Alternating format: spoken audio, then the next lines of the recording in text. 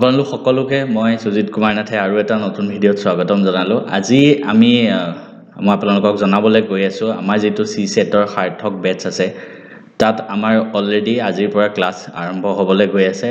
সদায় সন্ধিয়া 7টা বজাত আমি ক্লাছ দিম। আগন্তুক এক মাহ পৰ্যন্ত এই ক্লাছ চলিব। ইয়াতে মই আপোনালোকক মেথছৰ কমপ্লিট সিলেবাস দিয়াৰ উপৰি ৰিজনিংৰ 5টা 6টা ক্লাছ তাৰ উপৰি এটা ক্লাছ থাকিব ইংলিছৰ ওপৰত য'ত আমি ৰিডিং কম্প্ৰিহেনশন কেনেকৈ কৰে কাৰণ আৰসি 20টা মান কোৱেশ্চন আৰসি ৰাহে সি সেটত গতিকে এই গোটেইখিনি পৰ্চন মই আপোনালোকক দিম।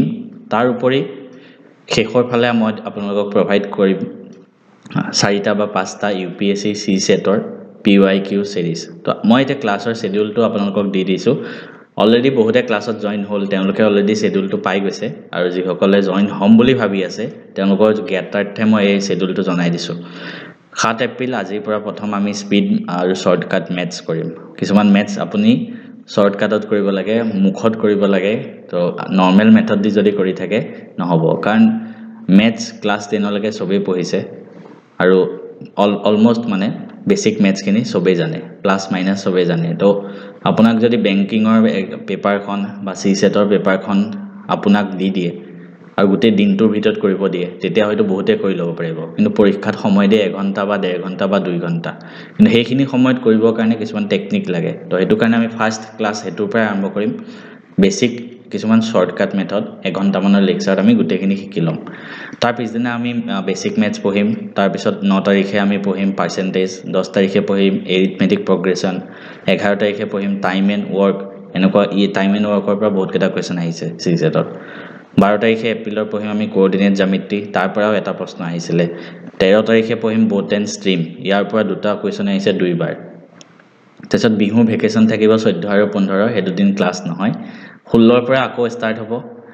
এদিন পঢ়িম আমি লিনিয়াৰ গ্ৰাফ, সেকেন্ড দিনা বাৰ গ্ৰাফ আৰু থাৰ্ড দিনা পাই চাৰ্ট। আপোনালোকে যোৱা 2 বছৰৰ প্ৰশ্ন কাকত উঠাই চাই লওক। তিনিটা টপিকৰ পৰা এটা প্ৰশ্ন কিন্তু প্ৰত্যেকবাৰে আহিছে আৰু এবাৰো আহিব। গতিকে আমি কেনেকৈ কৰিব লাগে মই আপোনালোকক দেখাম কিছুমান এক্সাম্পল কৰি। তাৰ পিছত আমি মেনচুৰেশ্যন 2D হ'ব, এদিন 3D হ'ব। এদিন এৰিয়া ভলিউমৰ ওপৰত, এদিন 2D ডায়াগ্ৰাম বিলাক যেনেকৈ ত্ৰিভুজ, সাৰ্কেল, ৰেক্টেংগল সেইখিনি। সেকেন্ড দিনা আমি পঢ়িম যিখিনি সিলিন্ডাৰ, স্পেয়াৰ, কোন সেইখিনি বস্তু 3D। তাৰ পিছত আমি পঢ়িম এজ প্ৰব্লেম, বয়সৰ কিছুমান কোৱেশ্চন আহে, সিম্পল এণ্ড কম্পাউণ্ড ইণ্টাৰেষ্টৰ প্ৰশ্ন আহে, প্ৰফিট লছৰ প্ৰশ্ন আহে আৰু এভাৰেজ। ঠিক আছে, এইখিনি 14 এপ্ৰিললৈকে। তাৰপিছত 25 এপ্ৰিল ত্ৰিগোণমিতি পঢ়িম। তাৰপিছত স্পীড টাইম, ৰেচিঅ', এলজেব্ৰা প্ৰশ্ন আহিছে। মই আপোনালোকক দেখাই দিছোঁ এদিন এলজেব্ৰাৰ ওপৰত প্ৰশ্ন আহে। সিমানখিনিলৈকে আমাৰ মেথছৰ ক্লাছ খতম হ'ব। তাৰপিছত আমি ৰিজনিং আৰম্ভ কৰিম। ৰিজনিং প্ৰথম ক্লাছটোতে মই দিম ক্লক।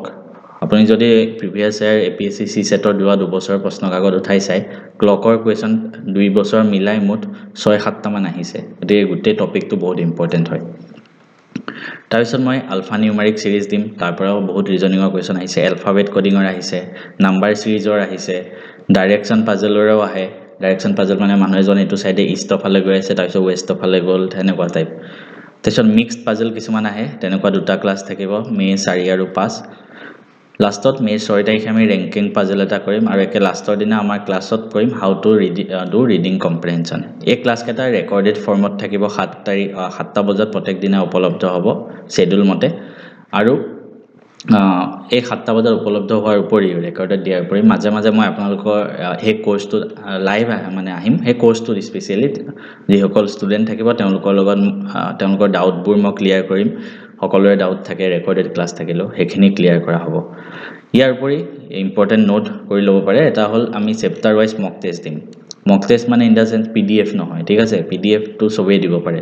আমাৰ এপটোত স্পেচিয়েল ফিচাৰ আছে, মক টেষ্ট হ'ব আপোনাৰ চলি থাকিব ওপৰত টাইমাৰ, পৰীক্ষা দিয়া নিচিনাকৈ। কাৰণ PDFটো উলিয়াই ঘৰত আপুনি প্ৰেক্টিছ কৰি থাকক সেইটো লাভ নাই, আপুনি মক টেষ্ট দিব লাগিব। পৰীক্ষা দিয়াৰ নিচিনা এনভাইৰনমেণ্ট। তো আমাৰ ধুনীয়াকৈ ওপৰত টাইমাৰ থাকে, পৰীক্ষা দিয়াৰ নিচিনাকৈ নেক্সট কৰি গৈ থাকিব পাৰে। প্ৰত্যেকটো চেপ্টাৰ আমি মক টেষ্ট দিম। তাৰ উপৰি কিছুমান প্ৰেক্টিছ পেপাৰ্ছ দি দিম PDF হিচাপে, যিখিনি আপুনি ফ্ৰী টাইমত সেইখিনি চাই থাকিব পাৰে মানে মোবাইলত। তাৰ উপৰি মই অলৰেডি ক'লোঁ UPSC সি সেটৰ PYQ ক্লাছ দিম মে 10ৰ পৰা 14লৈকে, টোটেল 5টা ক্লাছ। সেইখিনি UPSC সি সেটত মানে ৰেণ্ডম যিকোনো কুৱেশ্চন উঠাই মই দি দিম তাতে। তো ইমানখিনি আছে আৰু কোৰ্সটো জাস্ট এতিয়া 399 প্লাস GST টোটাল 430 रुपीजত ইমানখিনি বস্তু দি থকা হৈছে প্ৰায় 30 টা মান ক্লাস আছে মেৰ 7 তাৰিখলৈকে তাৰ উপৰি মক টেষ্ট পাব chapter wise UPSC PYQ solve পাব এগুটেখিনি 430 रुपीज হৈ আছে আৰু অতি সোনকালে ইয়াৰ দাম বাঢ়িব গৈ আছে দুই এদিনত ইয়াৰ দামটো ইনক্ৰিজ হ'ব গতিকে সোনকালে সময় থাকোতে যোনে এতিয়ালৈকে বাই কৰা নাই কৰি লওক আৰু এদিন দুদিন পিছত ইয়াৰ প্ৰাইসটো ইনক্ৰিজ হোৱাৰ নোটিফিকেশনটো আপোনালোকে পাই যাব তো তাৰ আগতে সকলোৱে যিমান জলদি পাৰি বাই কৰি লওক ডেসক্ৰিপচনত লিংক দিয়া থাকিব কেনেকৈ কৰিব লাগে APSC CSETৰ কাৰণে প্ৰিপাৰেচন কৰি আছে নেকি এই ভিডিওটোত মই আপোনালোকক জনাম যে আমাৰ CSETৰ কোৰ্সটো যেটো লৈ আহিছে তাত কি কি থাকিব আৰু কেনেকৈ জয়েন কৰিব এই আমাৰ APSC CSETৰ কোৰ্সটোত আপোনালোকে লাভ কৰিব মেথছৰ 30 টা চেপ্টাৰ বাই প্ৰায় 30 টা ভিডিওত মই লেকচাৰ দিম গুটে কেটা ভিডিওৰ আপুনি গুটে মেথছৰ কোৰ্সটো খতম কৰিব পাৰিব মই নিজে মেথছত অলপ ভাল হয় মেথছত মই মেট্ৰিকত 100 পাইছিলো অল আসাম হাইয়েষ্ট আৰু হাই সেকেন্ডাৰীটো ষ্টেট হাইয়েষ্ট পাইছিলো 99 তাৰ উপৰি মই JEE NDA ক্ৰেক কৰিছিলো ফাৰ্ষ্ট এটেম্পটত I was a BTech in NIT Silchar তাৰ পিছত মই তিনটা বেংকিং জব ক্ৰেক কৰিছিলো 6 মান্থৰ ভিতৰত একো কোচিং নোহোৱাকে গতিকে মোৰ মেথছৰ লগত বা ৰিজনিংৰ লগত টাৰ্মছটো ভাল হয় হেতু কাৰণে মই CSETৰ কোৰ্সটো আপোনালোকৰ বাবে লৈ আহিছো ইয়াত মেথছৰ 30 টা চেপ্টাৰ পাব তাৰ উপৰি ৰিজনিংৰ 5 টা চেপ্টাৰ পাব ফাৰ্স্টটা আগতে আহা কোৱেশ্চন পেপাৰ বিলাক চাই পেলাই মই বনাইছো তাৰ উপৰি পাব ইংলিছৰ ৰিডিং কম্প্ৰিহেনশন কেনেকৈ কৰিব লাগে এই গুটেখিনি বস্তু আপুনি জাস্ট বৰ্তমান সময়ৰ কাৰণে 399 প্লাস GST চলি আছে অলপ দিনৰ পিছত দামটো বাঢ়ি যাব হয়তো তো যিমান জলদি পাৰি লৈ লওক এই ভিডিওটো যদি পিছত চাই আছে তেতিয়া হয়তো দামটো বাঢ়ি যাব পাৰে তো বৰ্তমান সময়ত আজি ভিডিওটো মই বনাই আছো 5 তাৰিখে তো আজি সময়ত দামটো কমি আছে তো এতিয়া লৈ ল'ব পাৰে ভিডিও কোৰ্সটো কেনেকৈ ল'ব ডেসক্ৰিপচনত মই লিংকটো দি থৈ দিম তাত গৈ আপোনালোকে ক্লিক কৰি জয়েন হ'ব পাৰে বা আপুনি মেথছ এণ্ড ফিজিক্স হাব এপটো আমাৰ ডাউনলোড কৰিব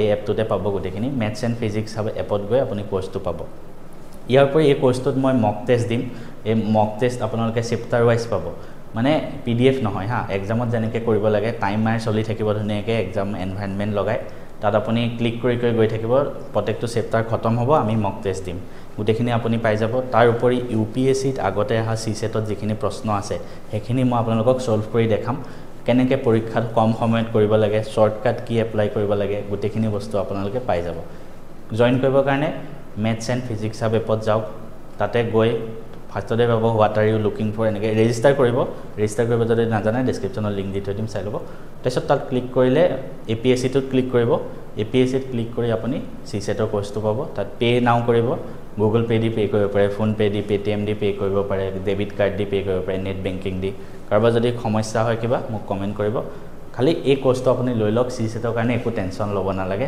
মই আছো মই সকলোকে সহায় কৰিম